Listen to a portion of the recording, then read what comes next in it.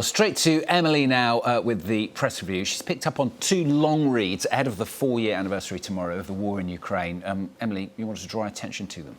Yeah, there are plenty of interesting articles ahead of this anniversary, but let's start with the New York Times. They have this long read here today, the ex-taxi driver at the centre of Russia's shadow war. Now, according to Western security services, Russia has planned thousands of sabotage operations across the continent. For example, this photo that you can see here is a fire in 2024 near Warsaw in Poland that destroyed more than 1,000 businesses. And operations like these are being organised by quite a new type of Russian agent. And far from being James Bond-like figures, they actually seem quite ordinary. We have a photo of one of the profiles that the New York Times provides in this article.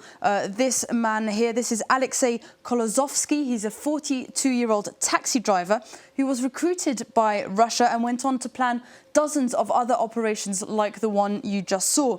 Now, his role is quite new because he basically acts as an intermediary between the Russian intelligence services and his own network of petty criminals. Now, this article says that this is part of a new strategy to use European residents and ordinary criminal networks in order to reach further into Europe undetected. Now, another really interesting piece is in The Guardian here. This was published over the weekend, a war foretold, how the CIA and MI6 got hold of Putin's Ukraine plans and nobody believed them. Now, on one side, this is a success story because the US and the UK intelligence services were able to get their hands on Russia's invasion plans, but it's also a failure because they were never able to convince their Ukrainian and European colleagues that the war was actually going to happen. Now, this article says, for instance, that Volodymyr Zelensky was downplaying American warnings, accusing them of fear-mongering and using dodgy information to their advantage. The article describes all kinds of phone calls and conversations in the run-up to the war, and it says that the key learning here is to never rule things out just because they might once have seemed impossible. Let's come back to France for this next story. Libération here has investigated Jeffrey Epstein's activities in Paris. Yeah, this is on the front page of Libé this morning. Here we can have a look at that front page here. The secrets of 22 Avenue Foch. They actually dedicate a number of pages to this story here. This is their 2-page spread.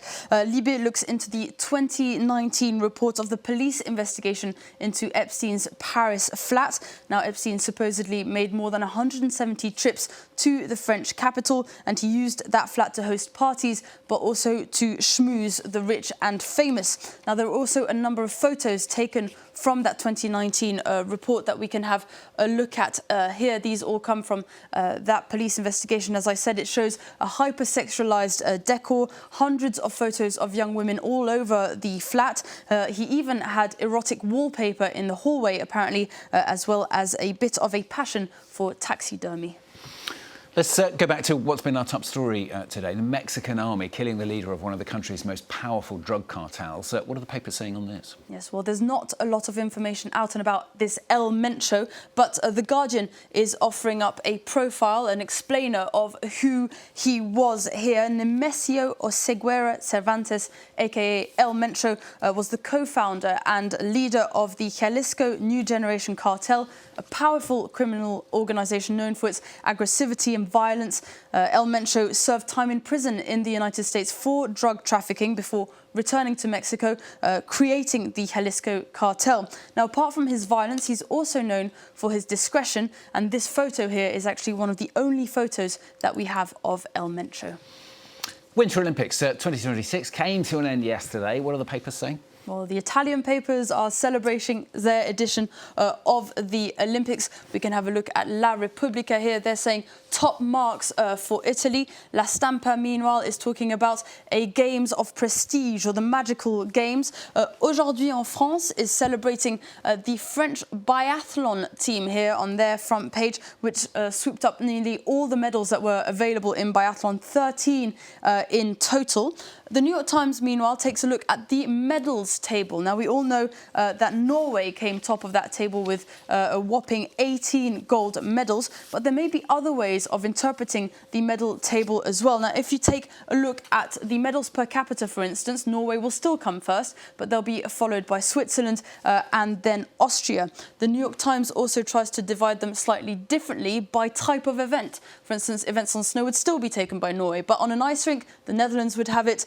On a sliding track, the Germany and their bob team would take it, and with a judge, the Japanese would be the most successful. And finally, from the Olympics, the Atlantic offers a different view of the Winter Olympics. The most creative photos from this edition, this here, a composite photo of all of the half-pipe athletes. We also got an infrared picture here of a luge athlete, or here a long exposure shot of a Swiss ski jumper. And my favourite from this photo series comes from the figure skating, this optical illusion here of the German pair performing the death spiral. Ouch.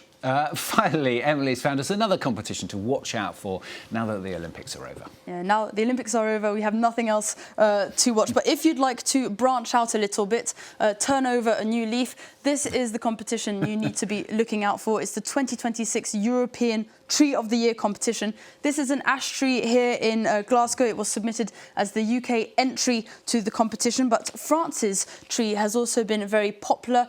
This one here is the ancient ginkgo tree of Saint-Hilaire, around 170 years old.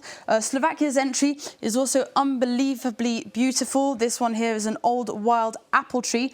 And finally, the one I personally am rooting for, this one here from Poland, the crooked tree, which leans over a medieval moat. I would be pretty stumped to choose between all of those beautiful trees. Very good. You just couldn't leave it alone, could you, that story, Emily? Well done for all those puns and those beautiful pictures as well. All the latest for you straight after the break. Do stay with us.